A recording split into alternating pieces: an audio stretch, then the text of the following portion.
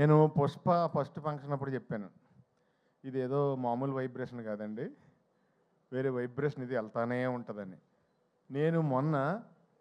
నేను స్పెయిన్లో షూటింగ్కి వెళ్ళి షూటింగ్ నుంచి ఎర్లీ మార్నింగ్ లొకేషన్ షిఫ్ట్ అవ్వాలండి. నైట్ 10 o'clockకి అక్కడ రెస్టారెంట్లన్నీ క్లోజ్ అయిపోతాయి. ఒక గ్యాస్ స్టేషన్ దగ్గరికి వెళ్ళాం, 9:45 అయింది. నేను దిగి పరిగెట్టి లోపలికి వెళ్ళి 10 o'clock క్లోజ్ అంటది. అంటే ఈ హ్యాండ్కి స్టఫ్ ఏది దొరికితే అది, నట్స్ లాంటి ఏదోటి తినేద్దాం, కనీసం భోజనం లేకపోయినా ఇక్కడ అలా తీసుకుంటున్నాం. ఆవిడ లేడీ పెద్దవాడు ఉన్నారు అక్కడ, సారీ క్లోజ్ అన్నారు ఆవిడ. థ్యాంక్ యూ అండి, 2 ప్యాకెట్స్ అని ఇవ్వండి తీసుకున్నా. తర్వాత సెట్ చేస్తున్నామండి నియర్ బై రెస్టారెంట్లు ఏమో ఉన్నాయని. కబాబ్ పాయింట్ అని ఒకటి ఉందండి. కబాబ్ పాయింట్ అంటే కనుక మన ఇండియన్ రెస్టారెంటు అని అనుకుని అక్కడ కబాబ్ పాయింట్ దగ్గరికి వెళ్ళామండి. బయట కొంతమంది కట్టేసి కబాబ్ పాయింట్ క్లోజ్ చేసి మిడ్నైట్ స్పెయిన్లో 2 o'clockకి బయట నుంచుని వాళ్ళు అక్కడ నుంచి సిగరెట్లు కాలుస్తున్నారంటే ఆ వాండర్ తాలూకు 2 బ్రదర్స్, లోపల ఒక బ్రదర్ ఉన్నాడు, పెద్ద బ్రదరు. మేము వెళ్ళాం, దిగాం. ఇలా నా వెనకాల డైరెక్షన్ డిపార్ట్మెంట్ ఒక వెహికల్, మాది ఒక వెహికల్. దిగ్గానే అతను ఇలా చూశాడు నన్ను. అది నేనేంటి, స్పెయిన్ ఏంటి, అర్ధరాత్రి 2:30కి ఇలా చూశాడు. చూసి లోపలికి వెళ్ళాడు, ఫోన్లో ఆన్ చేశాడు, పుష్ప ఇంటర్వెల్ బ్లాక్ తీసుకొచ్చి చూపించాడు నాకు. తూ అయినా తూ అయినా అని. అది ఎవరిదంటే రెస్టారెంటు, అది Pakistani people restaurant in Spain. ఒక అర్ధరాత్రి నన్ను చూసి వాళ్ళు ఏమేమి ఐటమ్స్ వండగలరో అన్ని ఐటమ్స్ వండి నాకు, ఆదిత్య రవిచంద్ర డైరెక్షన్ డిపార్ట్మెంట్కి, డైరెక్టర్కి, అందరికీ నేనేంటంటే వాళ్ళందరూ తింటున్నారు, వీళ్ళందరూ వాళ్ళ ఇంట్లో వాళ్ళని లేపేసి వీడియో కాల్ ఇచ్చారు నాకు. నేనేమో పాకిస్తాన్లో నాకేమో హిందీ రాదు, ఉర్దూ రాదు. నమస్తే G, thank you G, Phir మిలేంగే G, ఏం మాట్లాడుతున్నాను నాకే తెలియలేదు. అప్పుడు పక్కన ఆకలేస్తుంది. సో డార్లింగ్, అంత దూరం రీచ్ అయిపోయింది. ఎక్కడికి వెళ్ళినా నన్ను చూస్తే పుష్ప. ఈ మాట నేను ఎందుకు చెప్తున్నానంటే, నేను ఫస్ట్ హైదరాబాద్ వచ్చినప్పుడు విలన్గా చెయ్యాలని బాజీగర్లో, డర్లో షారుఖ్ ఖాన్ ఆ బ్లడ్ నోట్లో వేసుకున్న పోజులన్నీ పెట్టి దిల్సుఖ్నగర్ స్టూడియోలో ఫోటోలు దిగాను, కత్తెది పట్టుకుని. ఫోటోలు అంటే దిగిపోయాను, కానీ నేను ఎలా చేస్తానో అలా ఎవరికీ తెలియదు. సో అన్నీ చూపిస్తుంటే నేను మామూలుగా ఎంటర్టైనర్నే, అందు గురించి ఎవరోనే అవునా ఓకే తర్వాత కలువమ్మా అన్నారు. అలాంటిది నువ్వు అంత పెద్ద డైరెక్టర్ డార్లింగ్, ఈయన అంత పెద్ద స్టారు, అలా వైకుంఠపురం సినిమా తర్వాత ఈయన హీరోగా చేసే మూవీలో ఎంత ధైర్యం డార్లింగ్, ఒక కమెడియన్ విలన్గా తీసుకోవడం అంటే కష్టం అది. ఎందుకంటే ఓ పెర్సన్ ఇక్కడ ఒక జన్మ తీసుకున్నప్పుడు అతనికి బతికుండగా పునర్జన్మ ఇవ్వడం కష్టం. అది ఎవరి వల్ల అవ్వదు, దానికి చాలా గట్స్ కావాలి.